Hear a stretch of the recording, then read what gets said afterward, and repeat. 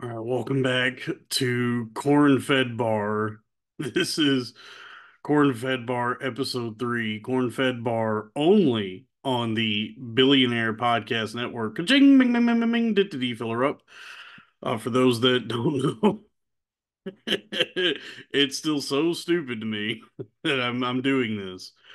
For those that don't know, Corn Fed Bar is the show that I do. Me, Dalton Pruitt, the first billionaire podcaster, the Daniel Plainview of podcasting, the Caucasian copperhead. Me, Dalton Pruitt, founder and CEO of the Billionaire Podcast Network. Ka-ching, ming, ming, ming, ming, did you fill up? A subsidiary of Cornfed Industries. Corn Fed Bar is the show I do in which I react to Mike Redbar, reacting to stuff. Redbar is a divisive figure on the internet, for he has carved out a career for himself as a professional hater. And I can appreciate that. I love hating things. Hating things is fun.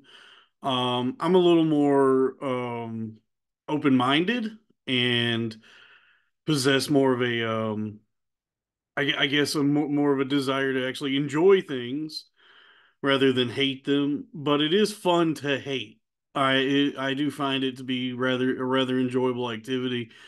And Red Bar has solidified himself as sort of the, how would I describe it? The Joe Bob Briggs of hating comedians.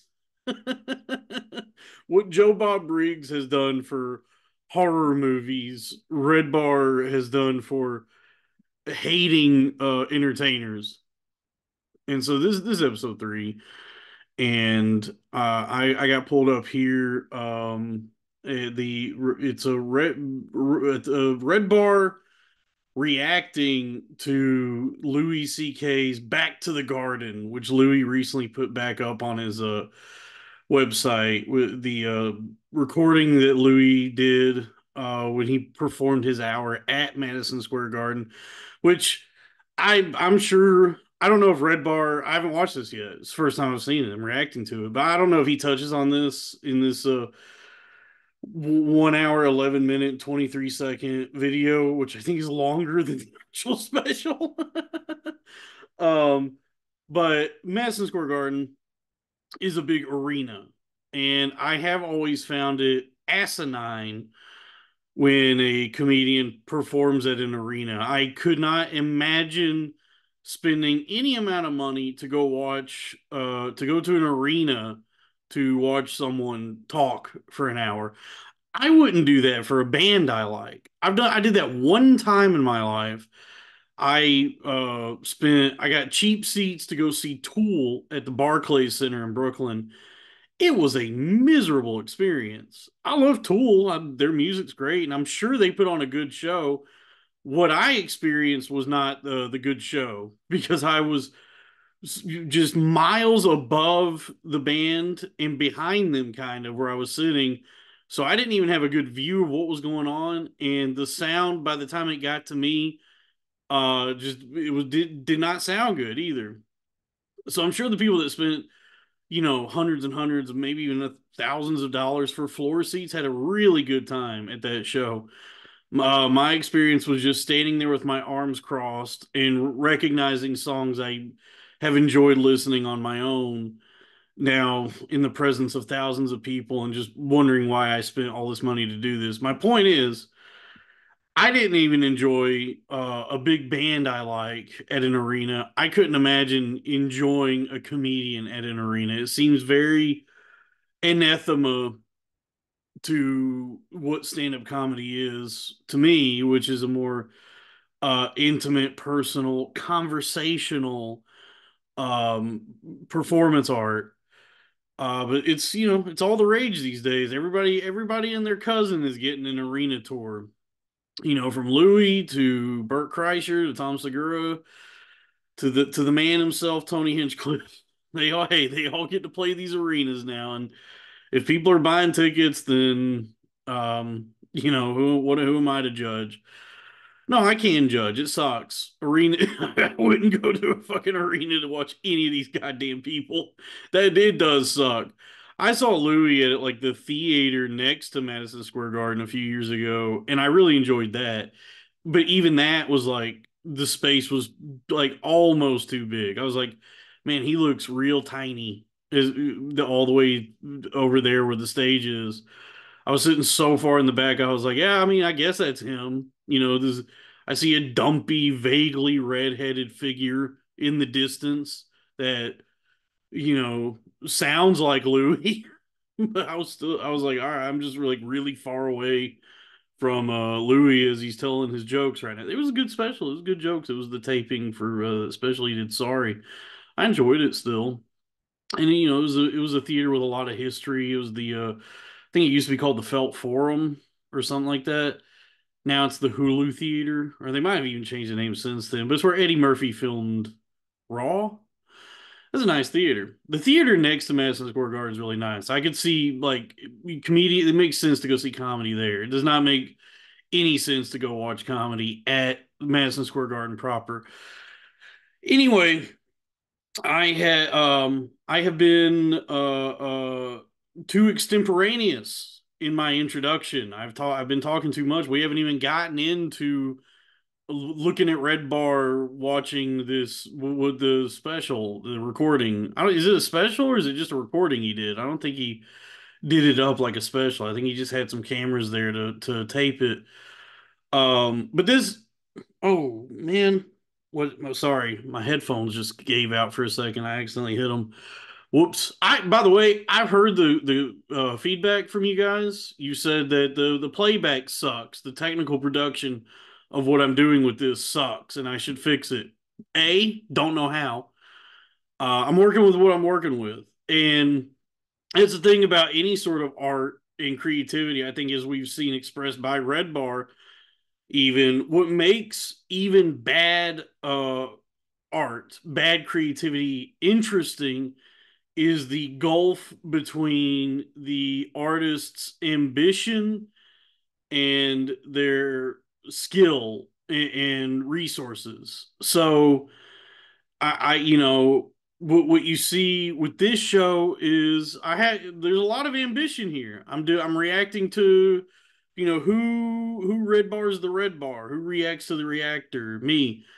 So I'm sort of putting myself in a position as the I guess the Doctor Manhattan of all of this. Or no, he was part of who watches the Watchmen. So he was part of the Watchmen. So I guess I'm Alan Moore in that analogy. So I'm the Alan Moore of reaction content, and Red Bar I guess is the Rorschach, and then I guess all the like really famous comedians are Ozymandias and Doctor Manhattan, Silk Spectre, Alan, all of them. But so the ambitions there. I don't know how to use softwares to make this seem better, and I also just don't have like a decent equipment or setup. What I do have is raw talent and personality. I'm good at broadcasting, the skill of actually communicating. I just don't possess any of the acumen when it comes to the technical side of things. So I've heard your criticisms, and first off, like I just said, don't know how to fix any of that stuff that you've asked me to fix. Secondly, I don't, you're only poking the bear when you come at me with that stuff. Okay, I will act to make things worse. Okay, I want you to actually listen to the words I say and pay attention to what I'm doing, and don't focus so much on the technical aspects of this. Red Bar's pointed this out many times that a lot of these podcasters invest so much time and energy and resources into these big fancy studios to create shows that are nothing more than treacle, drivel, um, that aren't even offering anything of real substance. Okay, and they trick you into thinking they're quality because they're being produced in these multi-million or probably thousands of dollars is what it costs these studios they're in. So everything looks professional, but what's actually happening on the show sucks. And so my approach is sort of like a harkens back to the days of the 4 track to we're punk rock over here, so it's not so much about the production, it's about the actual the thing that's being created. It's cool for the sake of cool, and we're just working with what we have to work with over here at Cornfed Industries at the Billionaire Podcast Network. Bing, bing, bing, bing, bing, bing, did you fill her up? So that's just addressing what people have said about this. I rambled too much.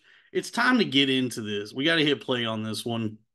So this came across my feed. A mutual of mine on Twitter, and the what's his name, the real fella at Dustin the real fella at the real fella, I think is his handle. I could look it up, whatever. He posted about this, and he does not enjoy Redbar, but this caught my attention because this is Redbar reacting to Louis at Madison Square Garden, and I was curious to see what his thoughts are on this. So it's time to get into this. This is the title of this is the big Louis C.K. comeback flops. Back to the Garden. Waste your time. The terrible John Fish. I don't know who that is. What channel is this on? Underworld Paradise on YouTube. Ignore what you just saw when I minimized the screen. I know my desktop looks like a nightmare. But anyway, this is the Redbar reacting to Louis C.K. Back to the Garden. Folks, this is Cornfedbar. Jules, hit play.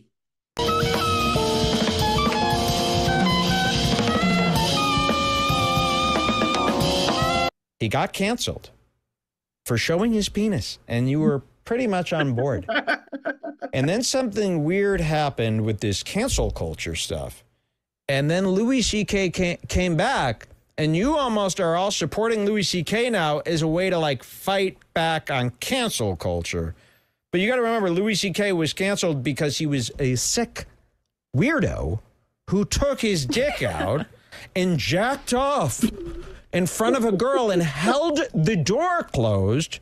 And then once he came, went, you could go. And then she escaped. This guy wasn't canceled because of offensive jokes. Man, I tell you what, man. I do think he's a very expressive, funny broadcaster, Redbar. I know a lot of people hate him.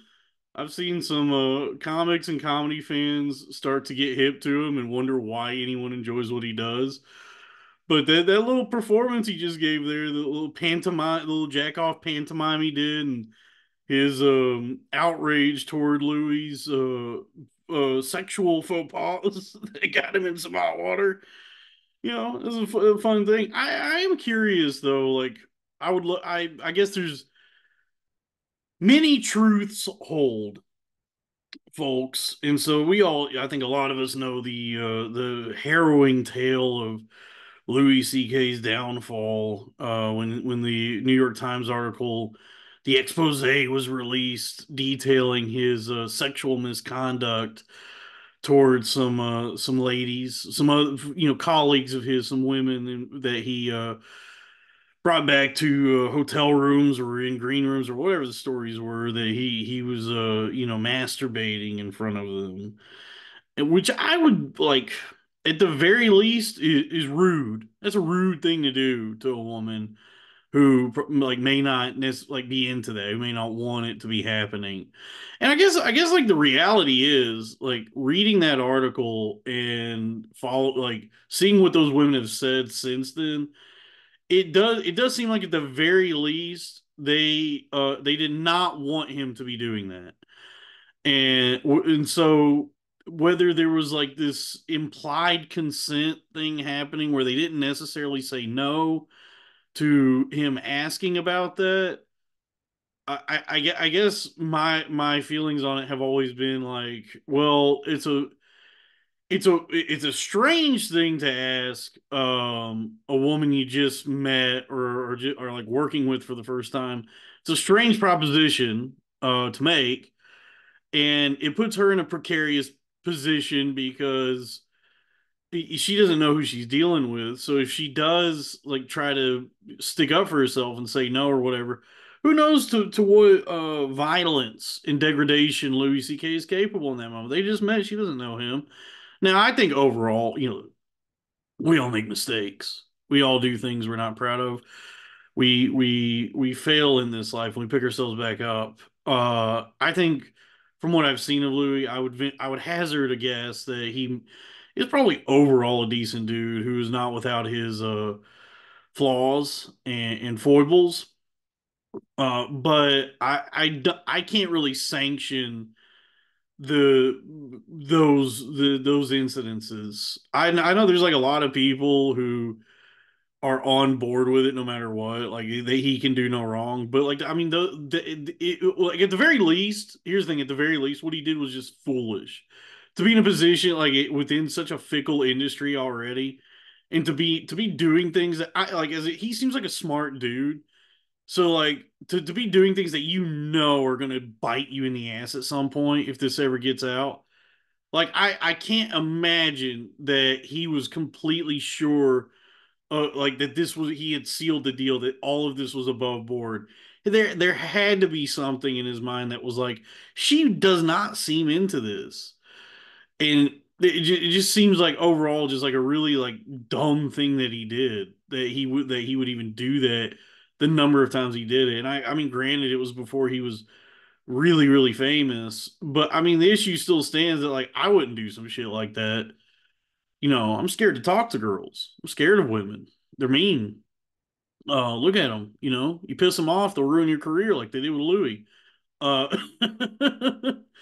but I mean, I kind of agree with Redbar on that. That like it did happen at the height of identity politics and the culture war and this moral panic people were having regarding the entertainment industry, which I don't know what people thought was going on in the world of entertainment, but there was never at any point in history that would indicate that it was this good, pure little cotton candy bubblegum place.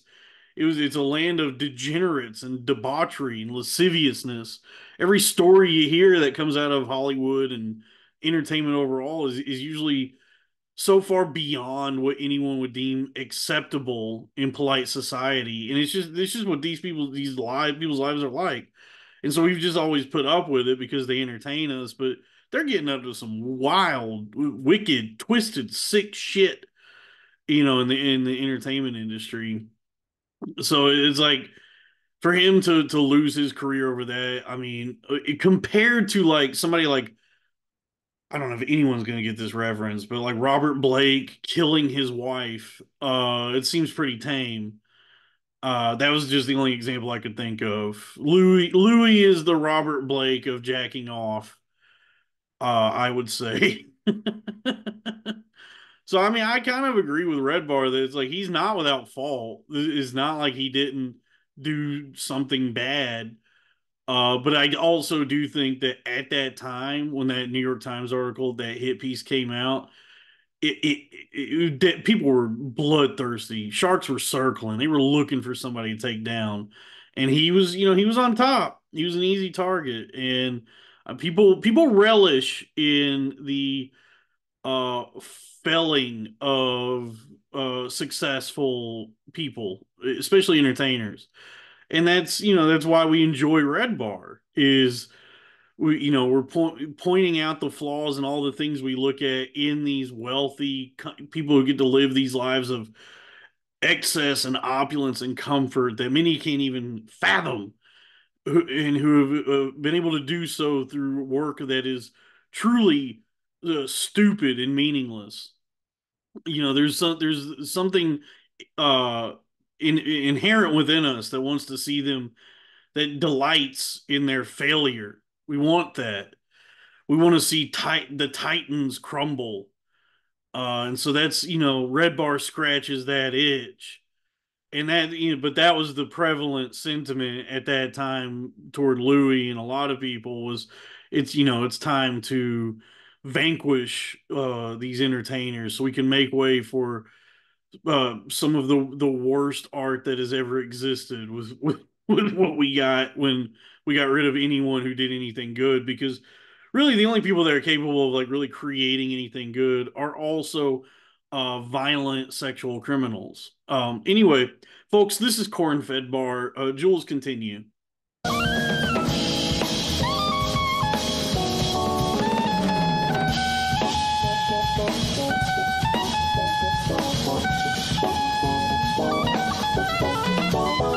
It's So that's where I tell my friends that still live in New York City, I'm like, find your person here, fall in love here, and then move to Jersey, and you'll never cheat.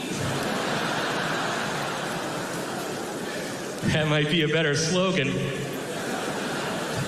Slogan? Well, let me explain who my we is. Look at this. Here's my deal. Right before the pandemic, I met a nice lady on Hinge. Shout out to Hinge. They love saying a dating app's name.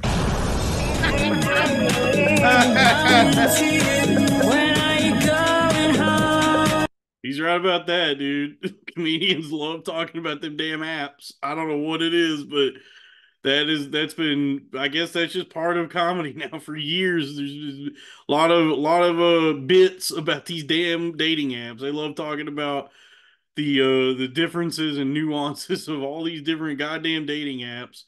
He's right about that. I don't know who that guy is that was performing. I always thought it was like cool of Louis to include his openers in like some of his recordings. I think that's like a cool thing you don't see a lot of comics do, because comics are selfish. They're narcissists. They would not, you know, share airtime with their support. But I've seen Louis do that a few times. So, but I have no idea who that guy is, folks. He looks like when you sort of like if when you order Bobby Kelly on Temu. You know what I mean? Anyway, this is Cornfedbar. Jules, continue. To me, Mexicans like ignore me just like how I ignore like a 95-year-old Chinese lady. Like I have no business ever saying hi or interacting with that. You know what I mean? They're just a ghost. And that's how Mexicans have been treating me my whole life. Unseen. So it's nice. Shout outs to Carlos Gomez. If your last name is Gomez, you're part of it. I don't think it's just big homie Carlos. Oh. Well, there's a Carlos Gomez that I communicate with a lot. Email us, you win a prize. Yeah, and I don't even think of you guys as Mexican. You're all white to me under the typing of text. That's the best part about messaging people. You could imagine they're all white. Came up with a stand-up joke. This is a perfect. What the fuck is going on here? What is this music that's playing? What is this like house dance? Sorry, I've been vaping. What is this house dance EDM shit that he's playing? This is awful, distracting. I don't know what this tirade is he's going on about Mexicans. I guess this has something to do with Louis being half Mexican and but passing as white. There's a lot of people in Mexico and Central and South America that look white as hell.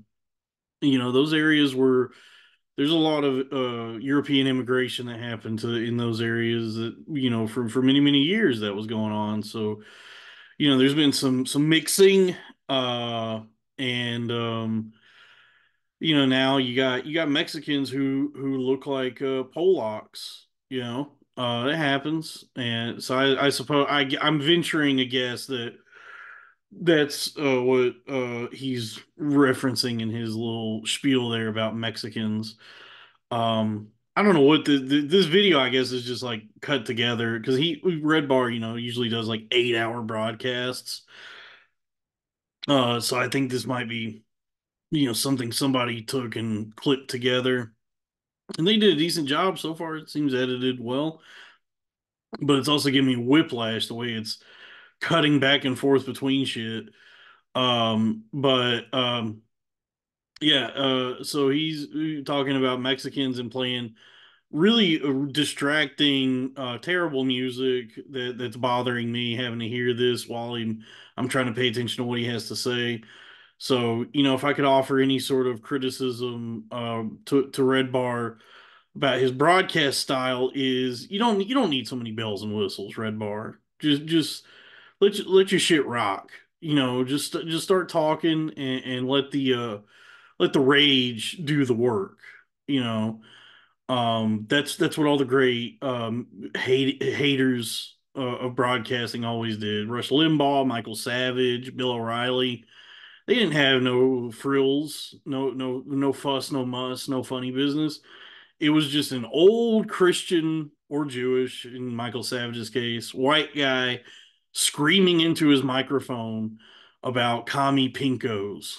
And I think you could do that, but about comedians and podcasters, the commie pinkos of the 21st century.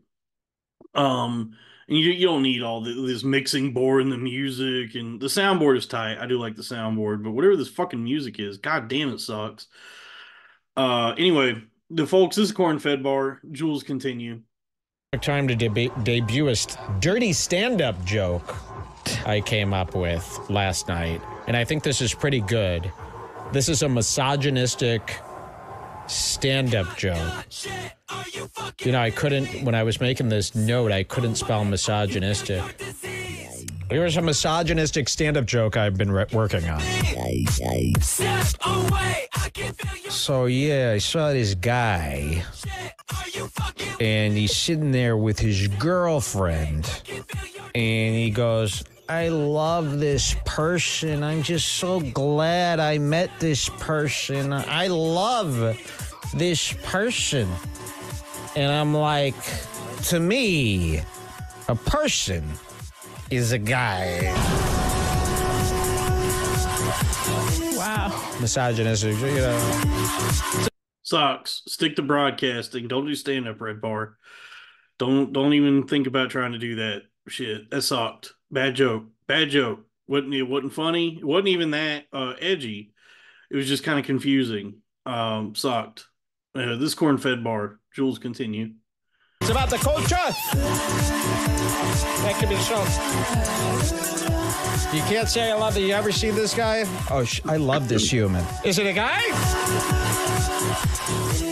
I just, really love this person. That's the only example I can think of. I love this person. This person or a girl? And then, that got me thinking, a person could be a guy. Speaking of bad music, this is, you think I put you through some bad music. You're going to really appreciate the type of music we play here on Redbar. I think because the music on the show fucking rocks, okay? we like to give people a... It doesn't. It doesn't, Jules. Dumb bitch. This is Cornfedbar. Jules, continue. variety, and most of all, we don't want to rob you. If you're listening to our show for 8 hours, that means you've gotten 8 hours with no music. Every other show wants to rob you from what you enjoy because they don't want to get demonetized. They don't want to get striked. Here we take the risks because music needs to be a part of your life. I don't want to get demonetized. I wish I could be free and do my broadcasting with reckless abandon as Redbar does, but no, YouTube is very draconian in their parameters, which is frustrating because I don't like editing things. I don't like cutting things out or messing with what I'm recording because I'm lazy. But I also just find it obnoxious, like when anything's edited to meet the standards and practices of whatever platform they're on. I thought we were past that, but no, people want to get that money. But yeah, YouTube is a tough platform because every single thing I do immediately gets flagged as being potentially unsuitable for advertisers. So I have to submit an appeal for every single thing I upload, which I guess, Redbar has worked around with the Scars Club, to which I will never subscribe. Folks, this is Cornfedbar. Jules, continue. You can't just listen to 8 hours of a rant. There needs to be some music. Take a break, relax. And you're never going to listen to music on your own. You know, if I didn't have this one, I'd never listen to music again. You guys hate some of my music, but I put a lot of work into. That's my favorite. You got to stop thinking about hating or liking music. You know, it's not about. It's like, oh, I hate vitamin D. I hate athletic greens. It's not about hating or liking. It's about you have to take it. And once in a while, you need some tunes. However, I'll tell you, somebody bankrupt you of your time, and he's been getting away with murder lately, and this person is Louis C.K. Come on, Louis C.K., he needs money again, so he came out with, did you guys see Louis C.K. Back to the Garden? You know, I've been watching Louis C.K.'s pitiful podcast tour, where he talks to people that he can't stand, like Bert Kreischer, but he knows. Man, I'm glad he caught that, because I watched so many of those interviews and I was like, yo, he does not respect any of these fucking people he's talking to. He was squirming in a lot of those podcasts he went on. He did not. I was like, I'm reading his body language and tone and intonation. He does not suffer fools. He does not fools and losers, Joel. He does not like these fucking people. The only one that seemed like he really was able to like settle into himself and have a good time was when he did that President's podcast with Matt and Shane. But dude, watching him on Bert's podcast, it was like I could tell what he wanted to do was tee off on that motherfucker, but he just had to be cordial. Because I mean, what do you stand to gain from lambasting the guy who was so gracious to have you on his shitty podcast? But yeah, Redbar knows what's up. He fucking does not respect any of those people he was talking to. But brothers in microphone, they all are as stand-up comedians, so they have to respect each other for to maintain their careers. Um, this is, but this is folks. This is Cornfedbar. Jules, continue. How the game works, and he knows how easy it is to scoop audience. Ooh, is there anything worse than that? At least these other guys pretend that they're best friends. They love each other. They love gabbing with their best friends. But Louis C.K. is devious. He doesn't want to do these podcasts. He doesn't want to go hang out with Tom Segura. He doesn't want to talk to Bert Kreischer. He doesn't want to talk to Rick Glassman. But he knows that, hey, these guys got 500,000 clicks apiece. My special is $25. I go on there. I pretend I've got interest for 45 minutes. And then you know what? Hey, maybe I'll sell 20,000 more $25 tickets. I'd be an idiot to not just play ball and pretend I like this guy and pretend. So it's been very fun watching Louis C.K. bite through his fucking tongue talking to these morons. And, Louis C.K. is a snob. Let's not forget, Louis C.K. is an upscale snob. He's too good for you. You are under him. Don't forget, Louis C.K. wanted to hobnob with Hillary Clinton. He wanted to be part of that group. And Louis C.K. is an Upper West Side, New York romanticizer. He loves a brownstone. He's basically a character from Girls. No, New York is one of the characters from Girls. Okay? Dressing him down right now. I could not have put it better. A character from Girls is such a great assessment. See, this is why I tune into the Redbar now. That was, that Louis is not precluded from criticism, though he may be one of the great comedians of all time. That was 100% accurate. He is a brownstone ass, girls character ass guy. So kudos to Redbar and Jules on dissecting him in that way. I mean, that's the art of, Oscar Wilde said criticism is in itself an art, and that's the art of criticism right there, folks. This is Cornfedbar. Jules, continue. Louis is one of these guys who thinks New York is the fifth character in my story. The main character on my show is actually New York City. If you have a love affair with New York City, I want you to die. I am so repulsed by this love affair with New York City that they've copied from movies with voiceovers that they've seen throughout their life. It's really affected a lot of men. If you make a movie about New York City, put some jazz music on and a voiceover and talk about how New York City is the greatest person I ever knew. You will become a New York retard. I mean, you're like, all these guys are like the Lex Fridman of New York, romanticizing this fucking city. Everyone keeps sending me. I'm so sorry for interrupting. Okay, go ahead. No, go ahead. Everyone keeps sending you what? it was something about Lex, but I won't. No, oh no, please. I would love to hear. I thought you were going to say everyone keeps sending me that the stream's down or something. No. Oh, thank you, dear God. Oh no, yes, Lex, I would love to hear. I don't have a point to any of this. I'm rambling. That video of Lex interviewing some porn star chick, is that actually like worth watching? Is that good? Yeah, Lex interviewed a porn star chick.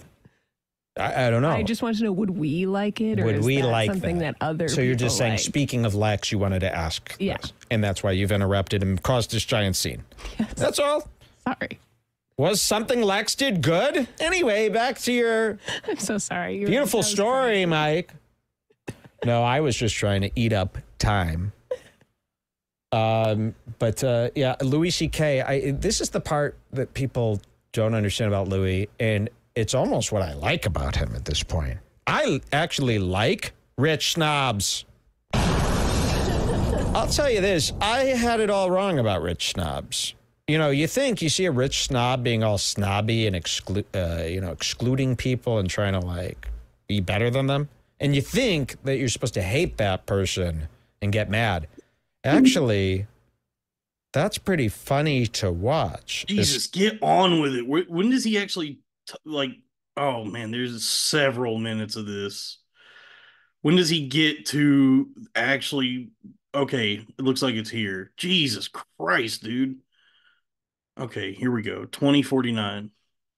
Jules, this is Cornfedbar. Jules, continue. Here it is. Louis C.K. back to the Garden, Madison Square Garden, live in New York City. It's one of these, it's like a moment house, right? But this is his own thing. 25 buckaroos, kiddo.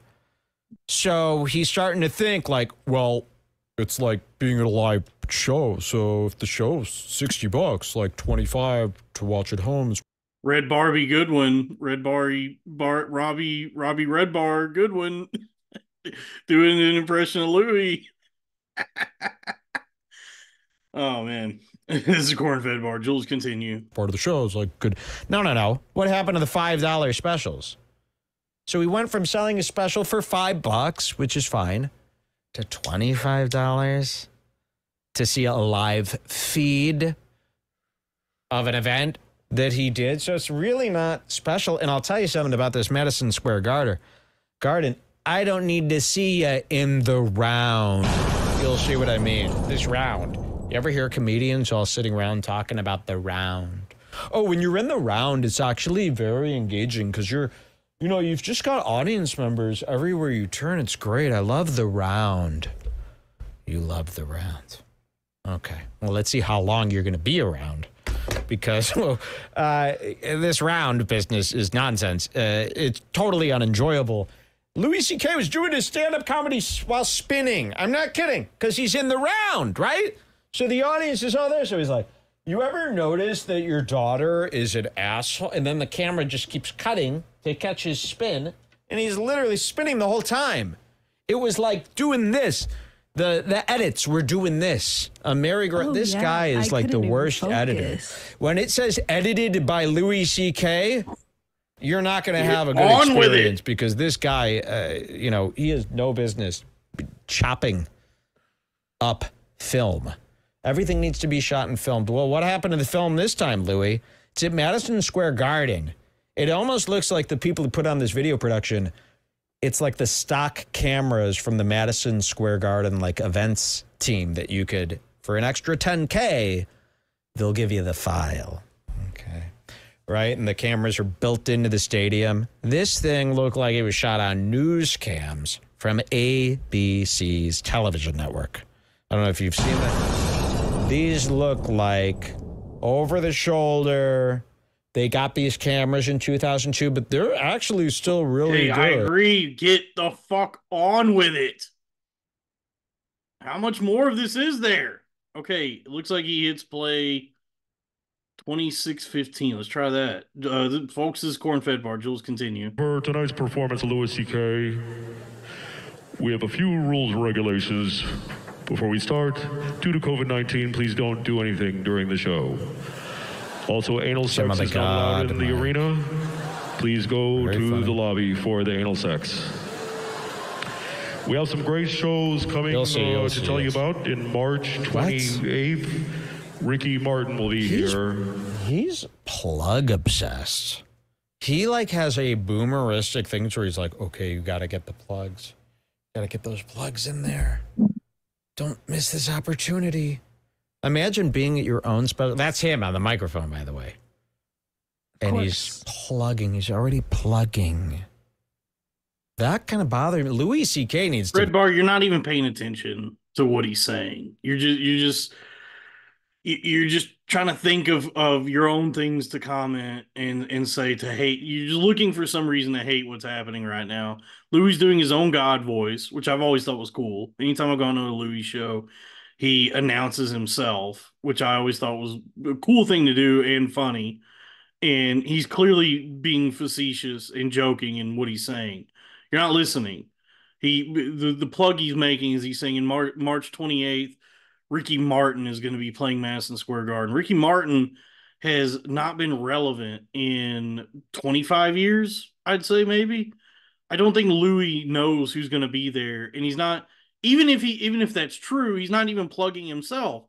He's plugging an upcoming event for the venue, so it doesn't even benefit him. He's just if Ricky Martin is actually going to be there March 28th, at the time that this is recorded, the upcoming March from when this was recorded, he's just doing Madison Square Garden a favor. But I suspect he's just joking. He's just he's goofing off in what he's saying. And Redbar here is so locked in on just hating and just wanting to jump in and bite at what Louis is doing, that he's not really listening. Redbar, you have to actually listen and pay attention to what's happening so that you can hate effectively. And your commentary on this, what's happening so far, is wrong, quite frankly. Demerit to Redbar on this one.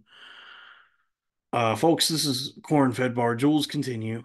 To be like less pluggy. He needs to let other people do the talking for him. Imagine if you saw me running around town plugging Redbar.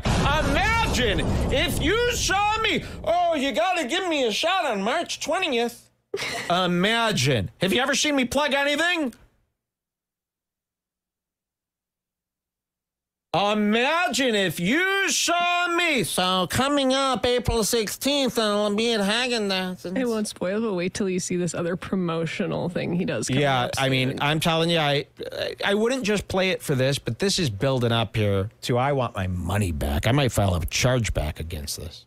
Before we start, due to COVID-19, please don't do anything during the show. Also, anal sex is not allowed in the arena. That's so funny, anal sex. The lobby for the anal sex. We have some great shows coming to tell you about. In March 28th, Ricky Martin will be here. 2 shows. The first show is at 1 p.m. That's funny to him. The second show is at 1:07 p.m. Also, just to let you know, tonight's performance of Louis C.K. has been canceled. Here he comes. This is just the joke. He's kidding. Me. Sorry. Hi. That's right. This is like, you know what? Just like Rihanna. False idol. You're all cheering for this guy. You forgot that he's just, And it's a shame. What you should be mad is you shouldn't be so happy that Louis C.K. is so great. You should be so mad that everyone else is so bad, that Louis C.K. is a genius comedian to you. Louis C.K. should be what a base level comic is. That's how much. No disagreements from me on that one. I agree. most, I mean, I've thought about this a lot. Most entertainment and art throughout all of history has been terrible, like truly bad. And I look, I would include myself in that. And so that which rises to the top is, you know, good, but it's certainly bolstered by the fact that it's like, you know, if you're surrounded by diarrhea, then a good solid turd will be desirable, if that makes sense. So I agree with him there, and but that's nothing new. I think like all throughout human history, most of what anyone's tried to create artistically has been just bad. And the things that are good rise up and stand the test of time, and then everything else falls by the wayside. So our perception of everything throughout history is skewed by the fact that like the things that are good we're aware of, and we're not aware of like all the other stuff that was going on in these decades that was more like prevalent at that time that just sucks. And so like we're in it now where for the last 20 years Louis been one of the best comedians, and I'm sure his work will live on. uh and like any time in history, it's certainly propped up by the fact that most comedians suck shit. um and so I think Redbar's onto something there. And he's right about the false idol thing. Like it's not natural for just one man's face to appear on a jumbotron like this and everybody celebrate this way. That's a very like perverse thing that's happening. And I wonder, like, I feel like Louis might be aware of that, but it is like, it's indicative of excess and just too much opulence, and the what we value being celebrity itself. That there's a guy who's thousands of yards away from you, who you could, like, the only way you could even see him is on the jumbotron. And so you just, it's like, oh, he's here, he's in the same room as me, but it's like you're still separated by miles, metaphorically speaking. You don't, he's in a different stratosphere, different realm, a different dimension of existence, due to the worship that has been offered to him. And you're not supposed to do that with people. Scripture tells us not to worship false idols that way. There's only one God, one true God, and his son, our Lord and Savior Jesus Christ, who died for our sins. Those that we are to worship only Christ and God and the Father, Son, Holy Ghost, the Holy Trinity. And then all other people and things exist in the material world, and so we are to be in the world but not of it. And that's how we enter the kingdom of heaven. This Cornfedbar. Jules, continue. We're missing. That's how much we're getting ripped off in this sense. But it's is okay that Louis to C.K. is laugh at the Louis. best. People are like, oh, don't make me hate Louis C.K. It's like, we know he's funny. No. We're not doing that at all. We just need people to start being, a little bit more honest about this, But yes, Louis C.K. is one of my favorite comics. He's the best. He's the GOAT. I'm kidding. He's what the worst should be. Yes, exactly. Like every comic should give you the baseline. Like when I watch a Louis special, you're usually like, that's funny. Like it passes, right? He gives you a light laugh. Passes. And you go, pass. Professional comedy, because pass. Everybody else is so shitty, then you're yes. like, Louis rocks. Exactly. Because everyone else is so shitty, Louis is a genius. It's like, no, no, no. He's just the least shitty comic that exists. It really, that's what's really happening there. And it's part of, Redbar's success. It's very easy to be in the top 20 best shows out there. Very easy compared to what's out there. I mean, just compare this show to any comedian show where they just sit there for 1 hour. They're boring you for 1 hour only. And then they're out. Okay, so here's Louis C.K. This is all fine, whatever he wants to do this. This is all fine. Mm-hmm. I'll show you the part that you're going to have a problem with. Trust me, you're going to be on my side. Not with in this. just a few minutes. I just wanted to start the show by bringing on your first opening act, who is a great jazz musician, Ravi Coltrane, and he has a trio that he's bringing up there. Oh, no, listen. Great fucking music. And it's not like walk in and get your drinks music. I want you to really listen to him, give him a lot of respect. Okay. I'm fuming now, and I already know what this is. I hear him say something, Coltrane. I go, oh, no, jazz. Oh, no, it's some screwy-dewy jazz. I refuse to know jazz history, these names. Jazz is one of those genres where everybody who thinks it's stupid is right. Jazz is really, you know how people go, I like every kind of music except country. That couldn't be the craziest thing you've ever, I mean, that's the craziest thing. Those people aren't even thinking. I mean, there's many country songs that those people probably love. Like most music is country, by the way. I hope you know that. There's two types of music, country and pop. That's it. Now, I don't mind jazz, but I got to say it's the definition of music to stand up and get drinks to. Yes. So stupid, snobby Louis, I Heart New York, Woody Allen wannabe. He sees this jazz group while he's out getting coffee last week, okay?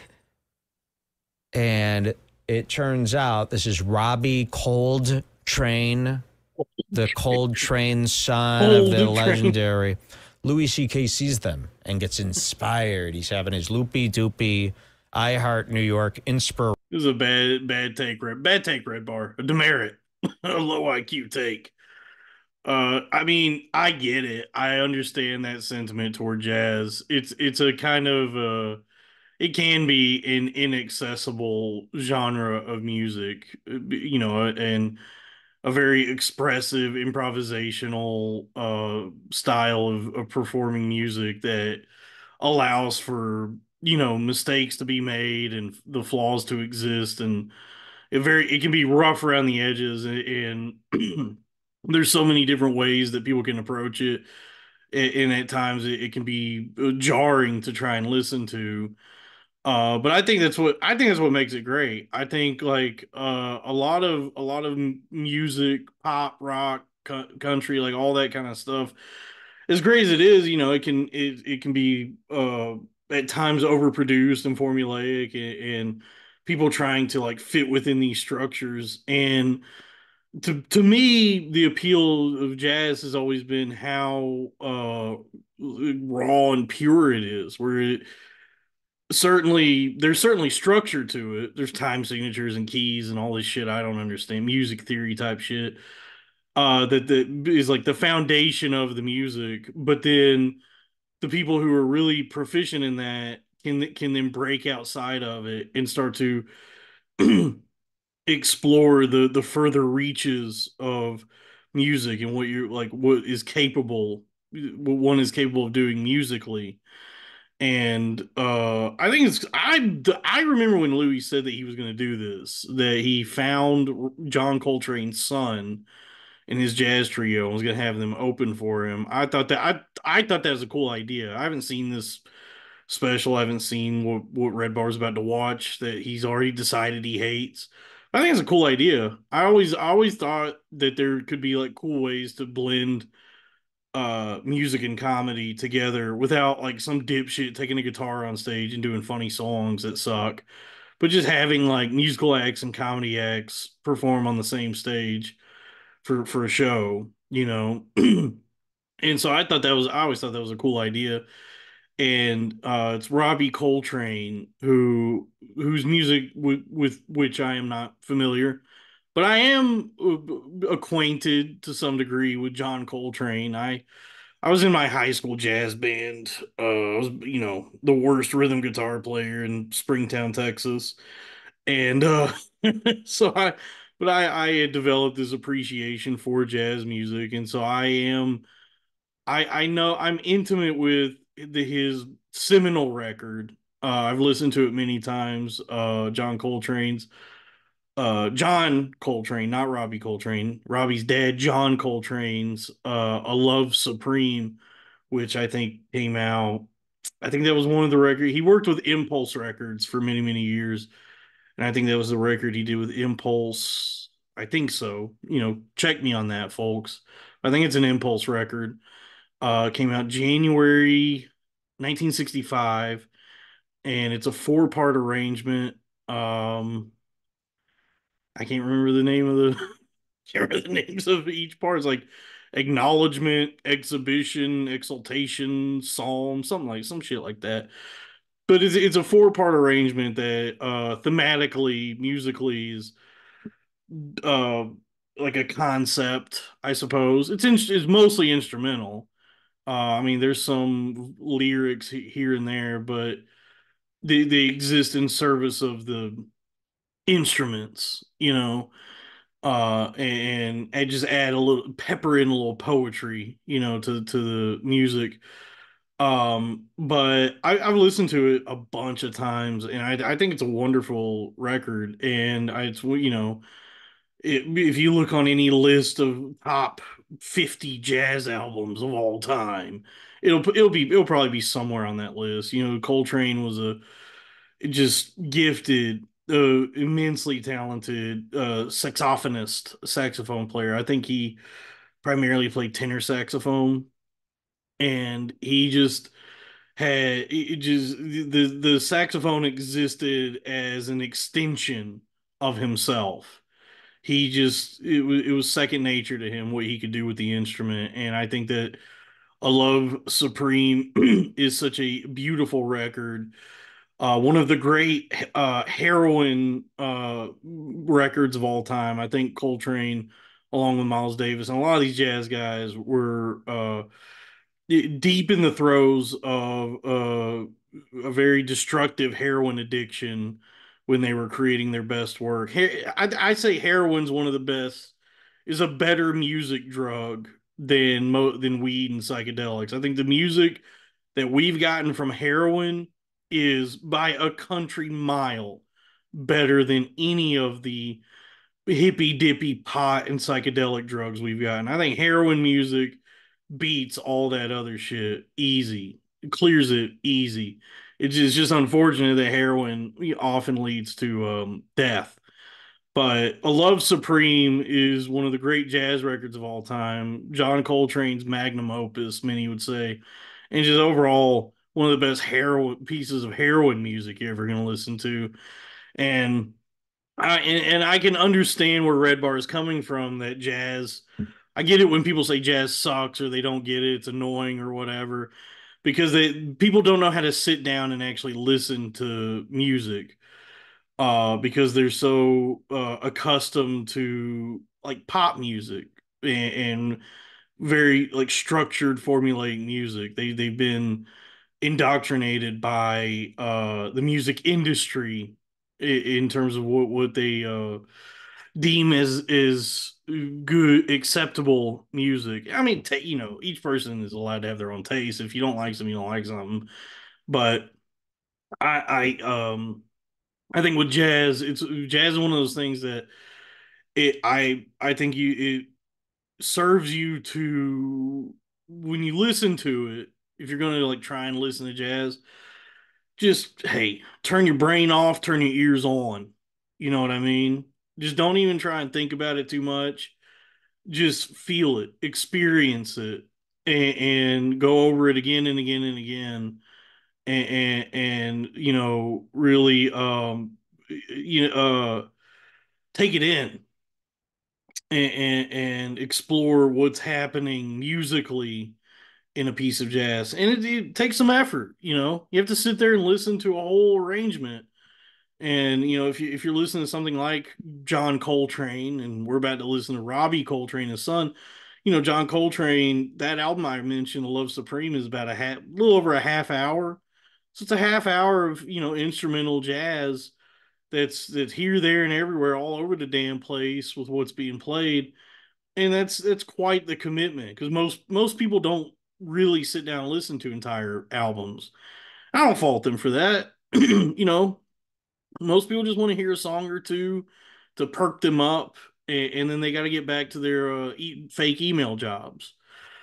And so to just sit down and close your eyes, turn your brain off, open your ears, requires a spiritual openness that many, I think, have an aversion to.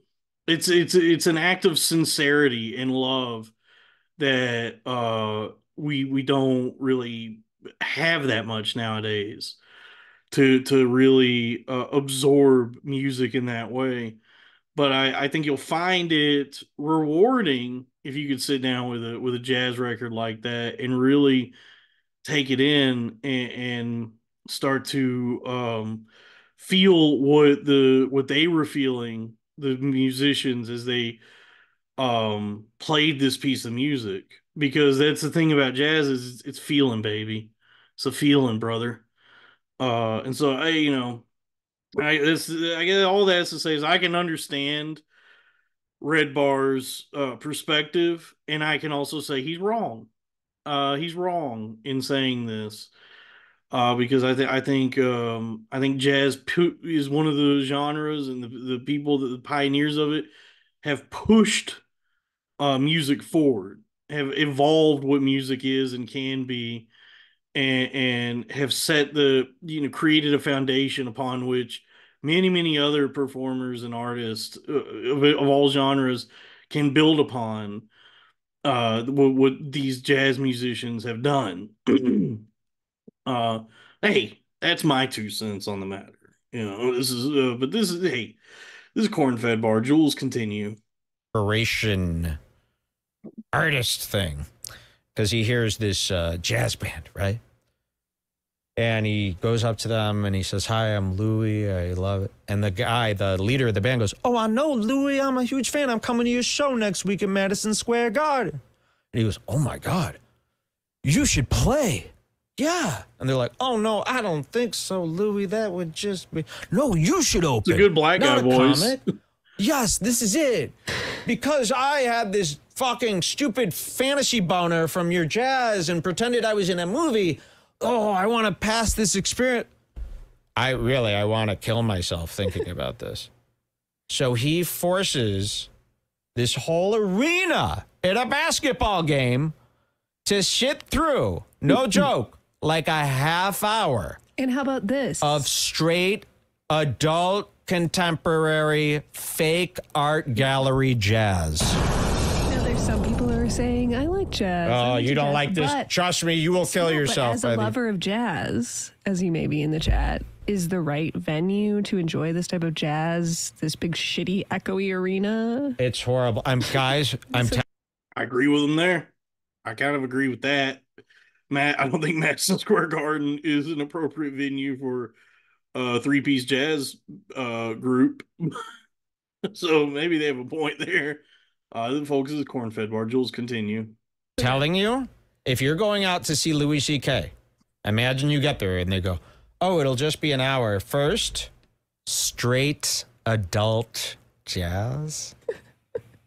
No talking. You will be transported to a feeling like you're stuck at school. I mean, there's a time and place for jazz. I'm telling you, just wait till you see this shit.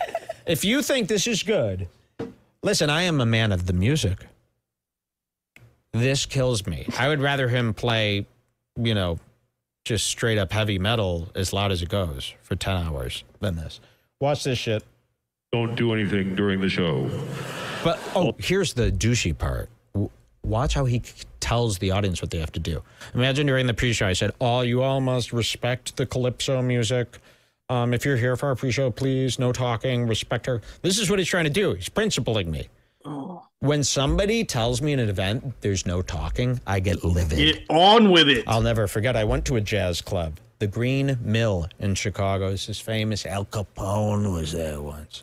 So everybody, I would love to go to an old place. So you go there, and it's, a huge wait to get in. Jesus it's very Christ. expensive. And I don't like a black...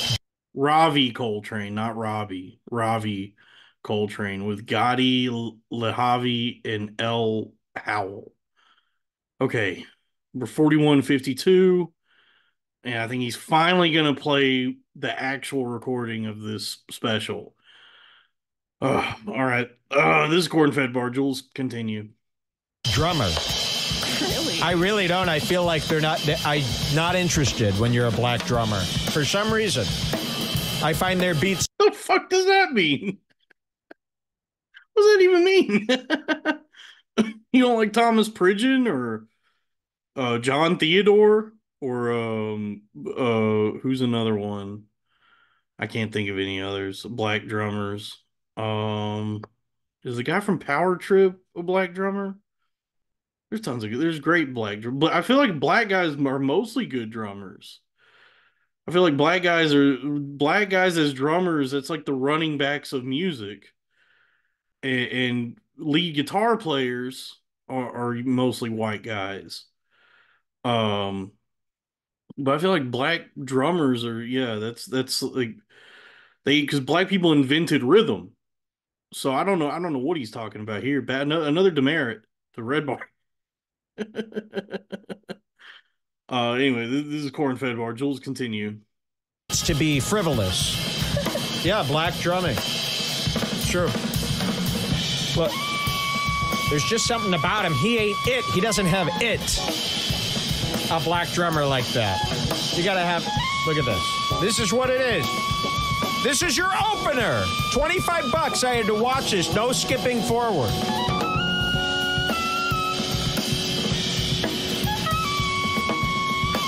And this guy ain't having fun. Have you ever seen a jazz musician smile? I'm in such a good mood. The second they started playing the drums, I was like, hell yeah. Actually. That's what you think. This is the sneaky part of jazz, because you do get excited. You go, guys, these are... Yeah. And you start going like this, and then you go, okay. Maybe it's like blues. You go to a blues bar, same thing.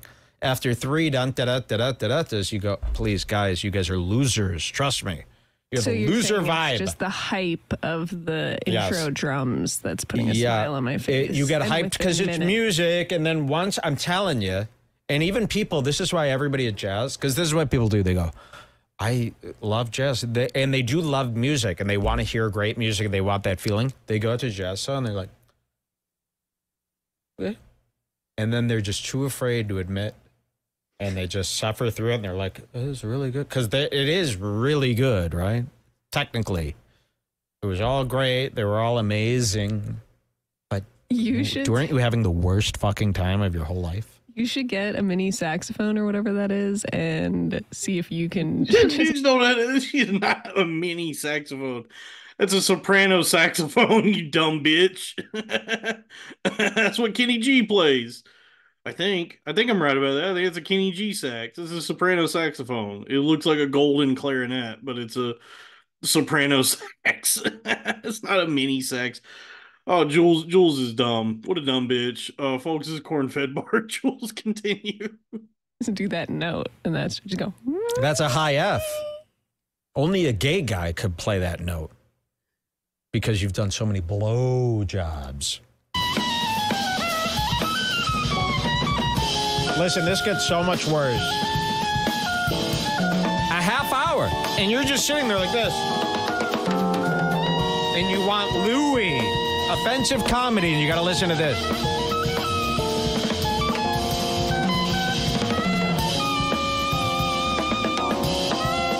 And if Louis sees you talking, he goes, stop, stop, stop, stop, stop. And he comes back on the Jumbotron. Guys, please, no talking. Heads forward. And then he's on the sides of the audience like this. Staring you down the whole time. Hey, you. No talking, no drinks. And how fun is that? You're like, oh, okay. But wait till you see what Louis does to you next. This guy says someone should have been there to yell, Redbar isn't watching. Yes, yeah. Our spies would have had a competitive meltdown. All their gear would be frying if this happened. Look at this. It's like, oh, nice dress clothes. Nice dress clothes. You know why I hate jazz? Because they all just wear dress clothes. I'm like, what kind of shirt is this? Like, it's just a dress shirt. What kind of pants are this? Dress pants? Oh. Any brand to them? No. Was Redbar a hype beast? he gives a shit about the brand of clothing that a artist is wearing. What a ridiculous criticism. Another demerit, Redbar.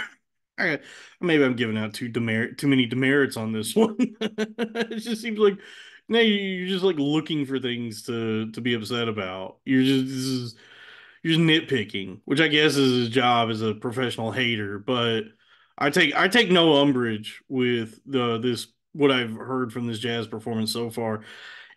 Is it a bit indulgent of Louis to do this? Yeah, kind of. I think a lot of people that are buying tickets to go see Louis C.K. want to see, Louis do dirty jokes, and to be assaulted up front with a jazz trio might, they might be one looking at each other going, "What the fuck is this?" I would be stoked on it, but it does seem kind of indulgent, yes. But you know, you can get when you're at Louis' level, you get away with stuff like this. Here's John Coltrane's son and his group, and they're gonna play. He's gonna play the miniature saxophone, as Jules calls it. But so far, the music sounds cool to me. So this is Cornfedbar. Jules, continue. To me, this is homework. I mean, I'm in hell. I'm going to make you go through that. I want you to feel a little bit of the hell. So watch this. And don't start saying, oh, no, it's good. Don't do me like that. I think it's just because I got high. So no, I know, not you. I'm saying the audience. I understand. Like, if I heard Adam Carolla going, jazz is meaningless, I'd be like, no, there's meaning. I get that there's meaning, but... this specific scene is what we're critiquing. Exactly. Imagine you're hyped up to go to Louis C.K. with you, really. Even the guys who like jazz. I know, but I can imagine. Oh, good. I'm glad you're trusting me. I'm glad we're at that level. Because, listen, every time I hear somebody do something, I go, he's doing this based on nothing. He hasn't thought it through. I need you to know that I'm not just blindly attacking jazz like some doofus who doesn't get the intricacies. I mean, if Adam Carolla was sitting there saying he hated jazz, I would be like, shut the... There's more to Redbar than meets the eye there. He clearly has some knowledge, some appreciation for the thing that he is hating on. So I must retract one of my earlier demerits. I think he does possess a jazz acumen and can appreciate it in a context which he finds acceptable. And he does not particularly enjoy the way it's being presented in this Louis special. And that's fine. He's allowed to think that. He's allowed to think whatever he wants.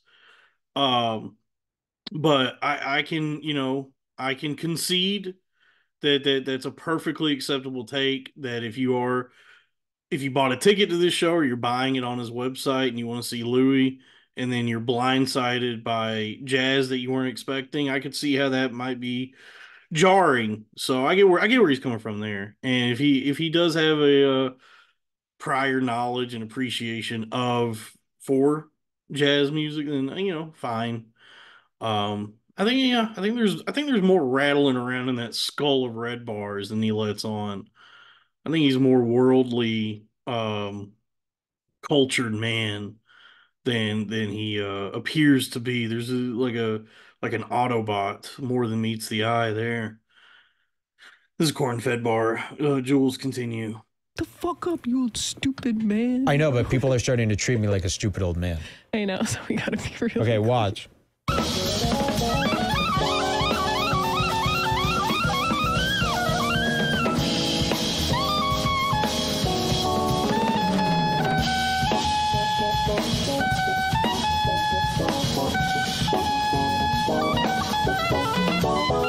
It's like, I almost don't even like the sound of a Fender Rhodes anymore. Oh, he's got a Fender Rhodes. It's like these guys who are like, my favorite car is a vintage Bronco that I own. It's like, oh yeah, you and all those other. And then you got like the piano player. He's got the vintage Fender Rhodes, the one from the Beatles. All of a sudden, the Beatles documentary comes out. They show this piano, the Fender Rhodes. Enough with the jazz. We get it. You don't like the jazz performance. Fine. I think it's a cool thing that he did. It's kind of indulgent, but overall, he's taking a swing. He's doing something weird that most comedians wouldn't do for a big show like this, especially one that's being recorded. And what good or bad, it's ambition. And what did I say earlier about any sort of art is that there's a gap between the artist's ambition and the final product, and I and that's where the truth lies, I guess. I'm just pulling shit out of my ass right now. But I mean, enough with the jazz. Does he ever actually talk about this? Do we get into the comedy ever? Okay, here we go. It looks like 5707. At this Cornfedbar. Jules, continue. Finally. I'm going to do the whole show this way. So 26 minutes in, and remember when you were watching this live, I'm going to fib here. You can't. 57 minutes into the Redbar, the video that I found that he's finally getting to the comedy. So, something to consider there. And I don't know how long I've been going that we're finally getting to it, but this is holding a mirror up to a mirror here. This is the simulacra and simulation and so on and so forth. This is Cornfedbar. Jules, continue. Skip forward. Okay, so imagine you're watching this live. 26 That's not minutes. A fib. We couldn't skip forward because of the airplane. But imagine if he made that a law that you couldn't skip forward. That would drive you nuts. But that's how I felt because I couldn't skip forward. So it was like it was law. Watch this. So I have two comedians opening. They're doing 10 minutes each, and they're both very, very funny. And I'm introducing them myself this way because, again, I want you to give them all your focus, all of your respect and your love and attention and laughter. Stop telling us what to do. First one, a guy who's from I need you to give them all your focus, all your love and attention. Why? Do they suck? Are they like Coltrane, where we have to pretend to like them in order for their feelings not to be hurt? Coltrane. Is that what you're about to do? And he does. Wait till you see who he brings up. This is why he's pleading with you to behave. Please. They're horrible. It's going to be so boring, but just stare straight at them. Do not move. Do not giggle. Okay? Because I want to make sure that it's not awkward that I hired these horribly boring people. Watch this. My hometown, lives here in New York. Great comic. Please welcome John Fish. Give him a hand, please.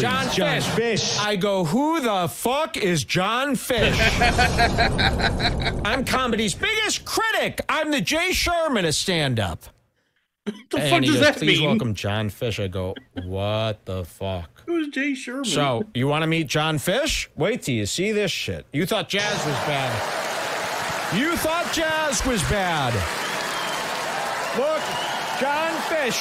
Fish What a ball. night! Fuck. Louis C.K. Man, I just exposed myself. I didn't know who Jay Sherman, the critic, the cartoon.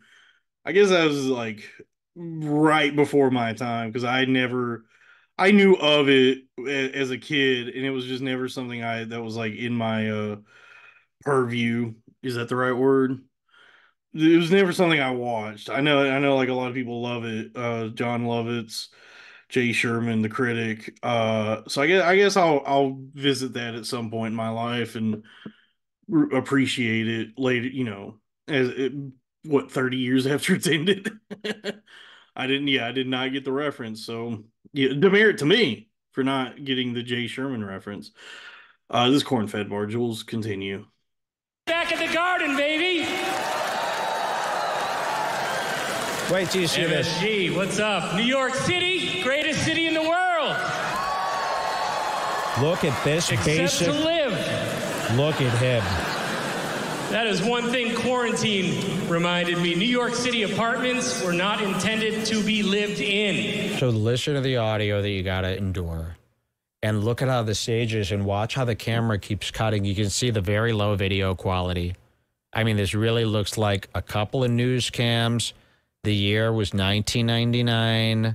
They were shooting from 100 yards away with Zoom. I don't know who this John Fish guy is, but he's too bald. He needs a Newsies hat.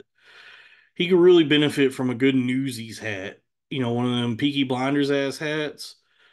He's too bald for to be an entertainer. He would make a good like fight promoter or UFC fighter. But yeah, his bald gleaming head. He looks like Mr. Clean. Is too much. And I don't really like the way he's dressed either. He's dressed too splendidly, but also like streetwear, the sort of like affluent, expensive streetwear look, where it's like made to look casual, but this outfit probably costs like $2,000 altogether. I mean, look at these clean, crisp sneakers, no creases. This is a man who is friends with black people and wants to impress them. Uh, I have no clue who this guy is. I don't know. I've been to some Louis shows. I don't know how he's finding his opening acts. He's keyed in. He's plugged in. He knows who the up and comers are that like literally no one has heard of. So kudos to him for like giving these sorts of opportunities to these guys. But yes, I've definitely never heard of this guy. And so far, I don't like what he said so far. Greatest city in the world, New York comedy. I've never enjoyed that shit. Just talking about jokes about New York. I get it. You're in Madison Square Garden, you're in New York. Your audience probably can relate to what's being said, but hack material. Just joking, just talking about New York City. Everybody knows about New York. We get it. We know the references. We get like how good and bad and why people enjoy the city. You know, move on. Stop romanticizing this fucking town. I agree with Redbar on that. It's just another place like any place. And it just happened to be where a big chunk of the entertainment industry is, and all these old Jews have put it in their movies over the years and made it seem, oh, the greatest place in the world. And it's like, yeah, it's the greatest place in the world if you're a rich like Jewish guy and can like afford your fucking place on the Upper West Side. Most people in New York are living in like conditions you so poor you can't even fathom, like akin to a Brazilian favela like, is the existence for most people in New York. And I'm not even talking about like immigrants or natives that just happen to live there. I'm talking about like transplants who are of means that find themselves in a precarious position because the job market is deteriorating. People are living like scraping by in that city. It is a rough and tumble town. I love it so much. It's nice. I mean, I don't know. Just move on though from the New York ass shit. I agree with Redbar on that. This is Cornfedbar. Jules, continue. It's very blue. There's echo, and you're watching John Fish bomb. They're just like a home base to go nap, shower up, and get back out there. We just moved to Jersey. I lived here 20 years. We just moved to Jersey. Oh, wow. I never get support for Jersey. So the biggest applause. So now you hear how big the crowd is, right? It's the first time in 20 years that my mattress does not touch 3 of the walls in my bedroom. Oh, he's poor. Excellent. New Jersey gets a bad rap. I don't know why. I think we need... Excellent, excellent. You hear somebody in the booth going, excellent, excellent. It's all working as planned. Sounded like someone was whispering. It's like they just mistook. Whoever said excellent, excellent, mistook the cheer for New Jersey. See, this is a trick. Everybody knows this. You've heard comics divulge this about 8,000 times. When you go on stage and you go, so I'm from New Jersey. Oh, we're 2 blocks away from Jersey. Oh, yes, thank you. I'm the best. No. That was a bunch of crazy idiots hearing the word New Jersey, and they're from New Jersey. So they screamed. And this guy in the booth goes, Excellent, excellent. Yes, people are enjoying. No. They screamed for Jersey. And then this happens. A new slogan. My idea is New Jersey. It's not just Newark. This is what you cool pay. about New I've Jersey. paid $25 We've been there for for almost a year. Watch this. And I have not. You know, people need to actually open their ears when they're listening to stand-up. It is the dumbest horseshit that you've ever heard. And you sit there and you go, ah, ha, ha, because it technically, like, was a diagram of a joke or something. And you got to rip your brains out and stuff them back in, because what you're hearing here is like if Hilo was talking to a baby, it's just as retarded. There's nothing that you need to hear from this. And I need you to hear, this is what Louis C.K. put up in front of thousands and thousands of people paying hundreds of dollars a ticket, $25 a ticket online. I had to sit through Coltrane. Well, maybe you could have some excuse, but what is the excuse for John Fish? I want to torture this guy on Instagram. If you guys could all leave a nasty comment about him. We've exposed you. You shouldn't have done that show with Louis because those people you fucked over saw it. They told us everything. It's all coming out. Let's test this guy's time. Can he stand the test of time? That's the test I give people, the test of time. Can you keep doing this when under really serious allegatory pressure? Listen to this piece of shit. Found one person attractive.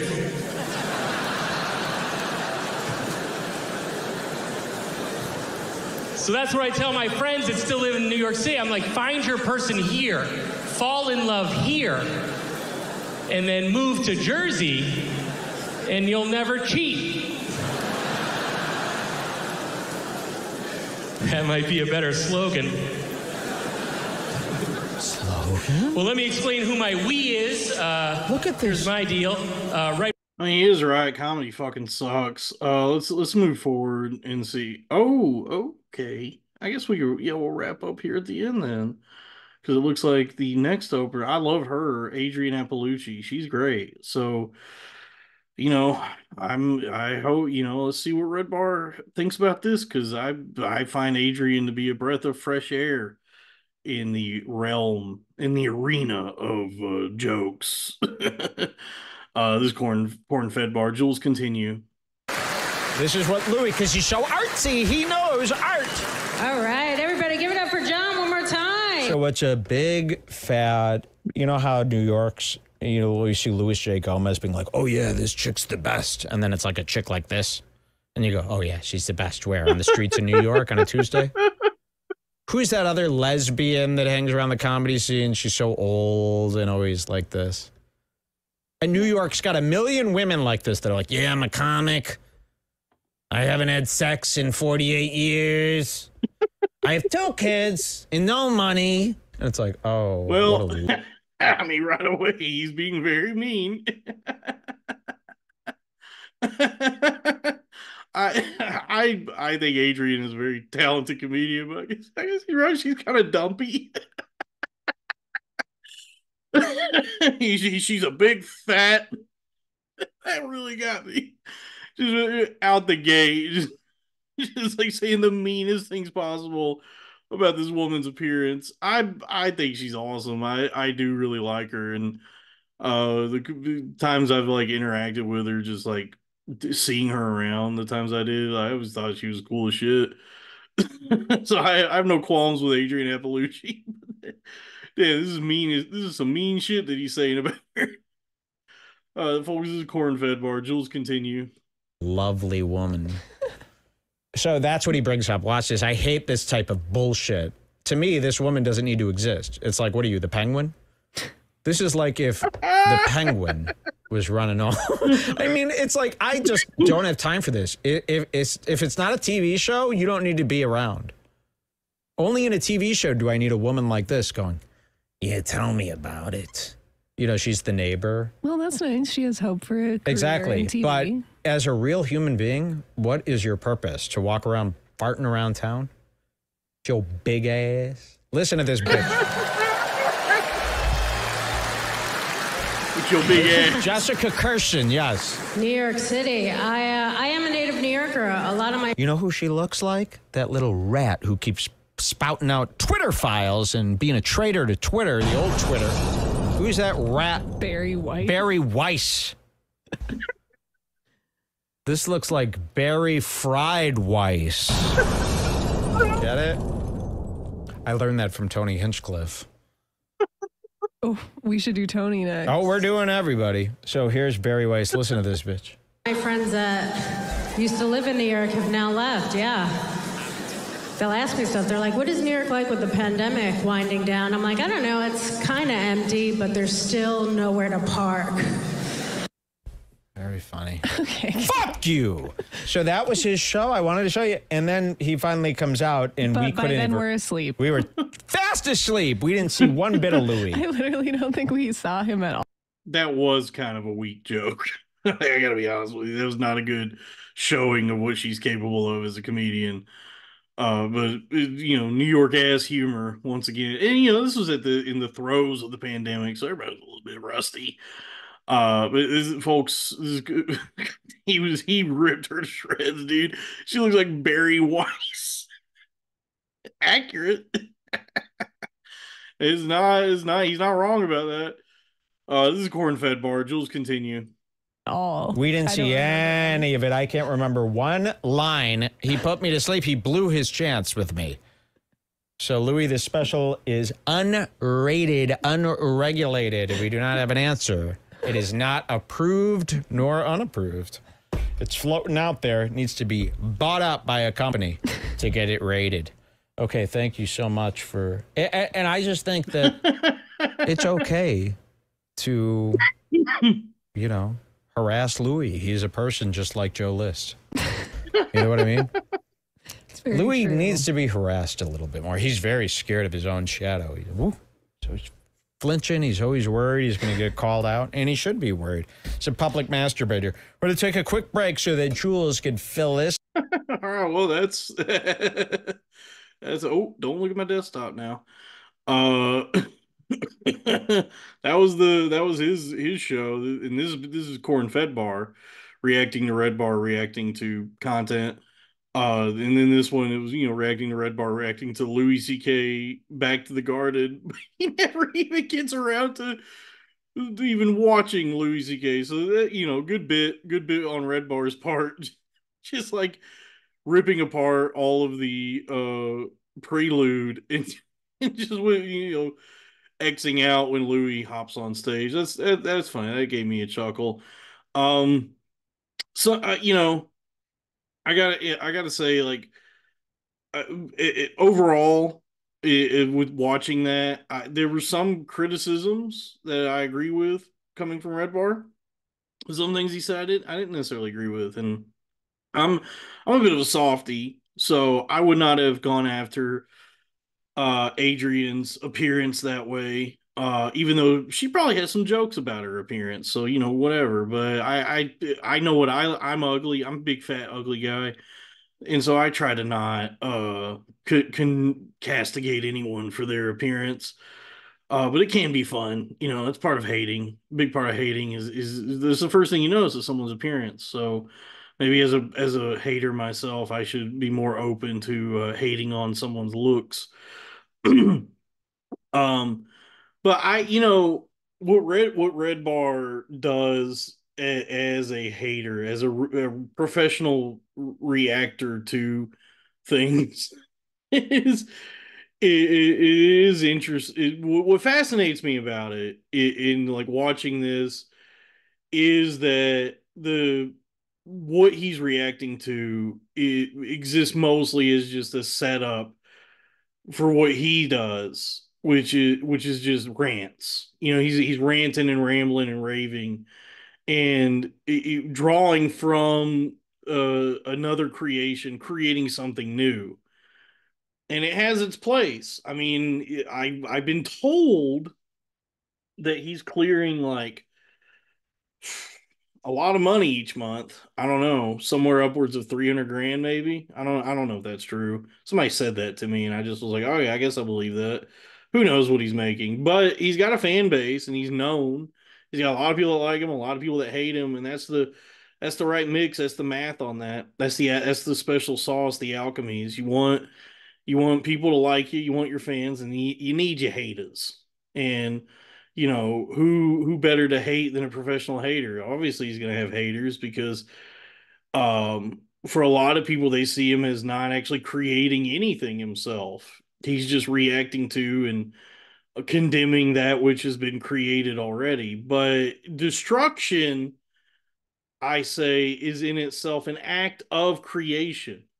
You know, sort of a Buddhist Eastern mysticism to in my philosophy on this is that to tear down and destroy that which has been created is in it in itself yeah, an act of creation, what I just said. It's sort of the Buddhist, like a mandala, which I've talked about before in other things, to create something intricate and beautiful, masterful, and then destroy it. That the act of doing so, of all of this, the act of it is exemplifies um impermanence and flaws and finiteness, the inherent fallibility of all of us. And so to hate the way Redbar does, his hatred is his also his creativity, his destruction, the destruction that he rains down upon stand-up comedians and podcasters and entertainers is his creation. And I think I find it valid. And I like him. I like Red Bar, but the guy I'm also talking about now, Naeem Ali from the Durag and the Deer Tag podcast posted something today on X, formerly Twitter, talking about how shitty Red Bar is. Like, he was like, "Man, why I'm supposed to like Red Bar? Why I'm supposed to like this guy? All he does is hate on my friends." And I was like, "Be careful, tread lightly, Naeem. Red Bar's watching. Red Bar's watching, and he'll come at you." Um, but Naeem is he's inundated by comedy and podcasting in that world. He has to be loyal and faithful to comedians and podcasters because that's his money, that's his livelihood. I guess I don't know.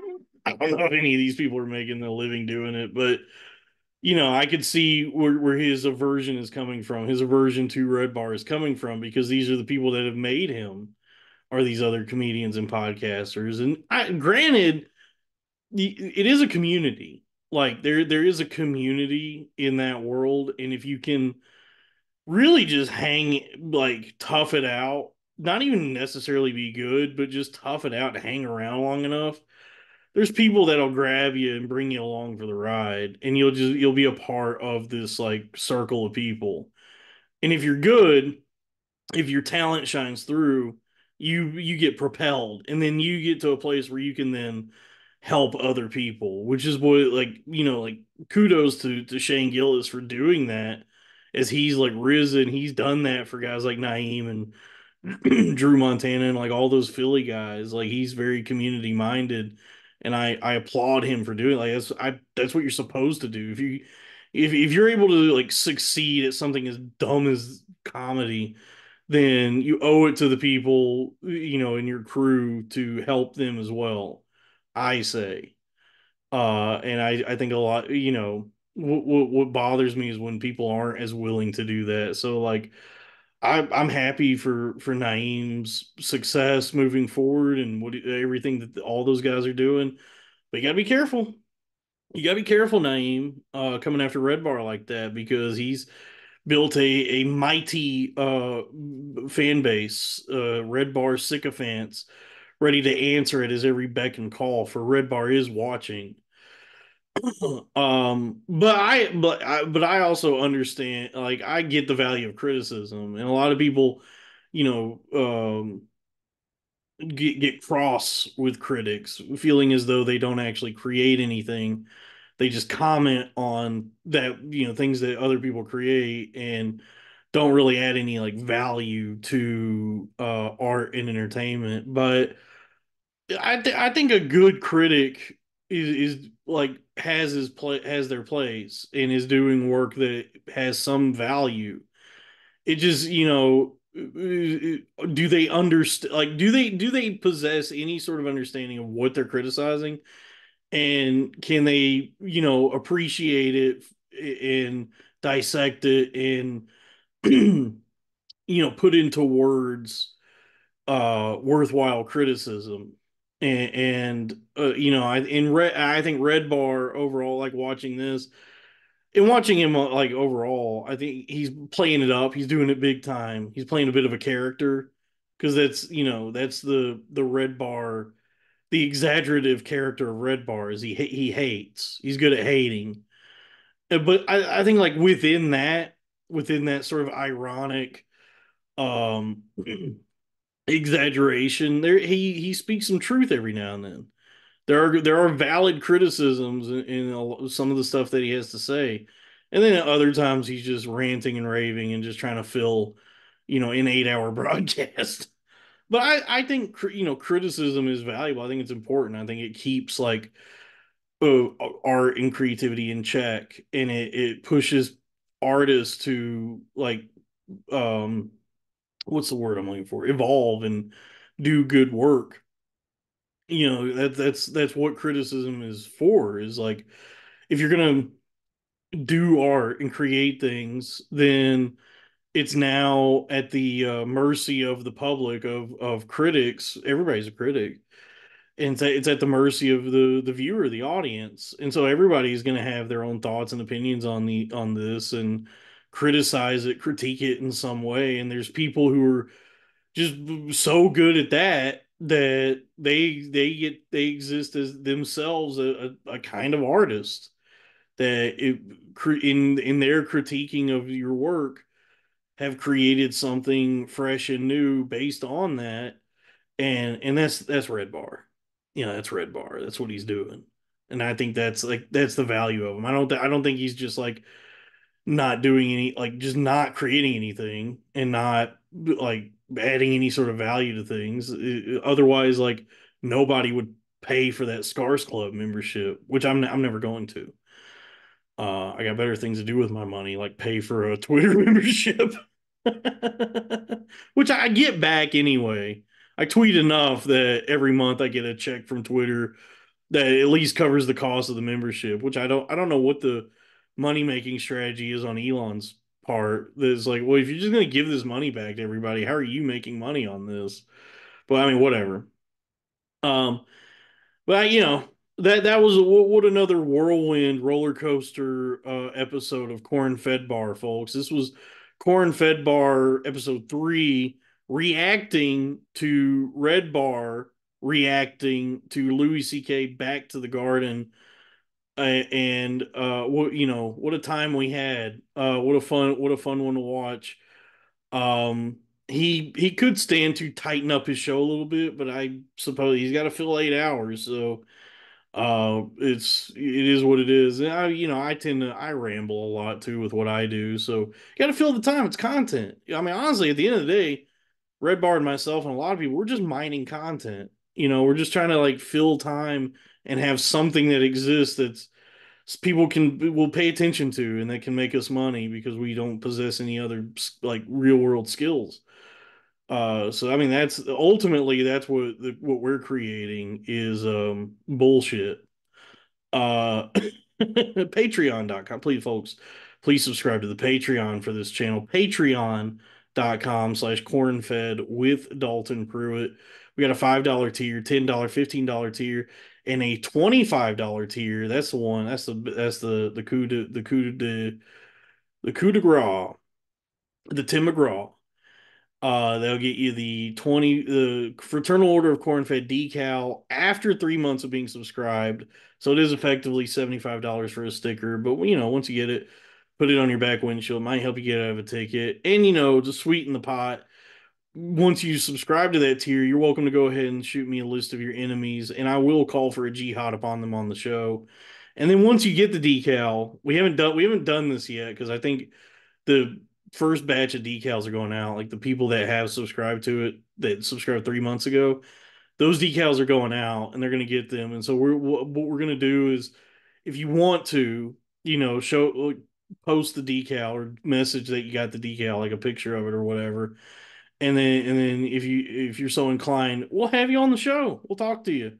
Because I mean that's the beauty of what we're doing over here at the network with the show Cornfed is, yeah, obviously we're going to talk to all the comedians, all the entertainers and content creators that we can find. And then also we're just talking to folks as well. The folks, as Scout said in To Kill a Mockingbird, folks is folks. And I think Redbar expressed a similar sentiment that Louis C.K. himself is folks and folks is folks, and that it's something we're trying to exemplify on the network. So if you get the decal, we'll talk to you on the show if you want. Full 2 hours, free episode of Patreon. You get to be part of the network for a moment in time and create something beautiful with us. So that's patreon.com/cornfed with Dalton Pruitt. This has been Cornfedbar episode 3, reacting to Redbar, reacting to Louis C.K. Back to the Garden. Thank you. I love you. End.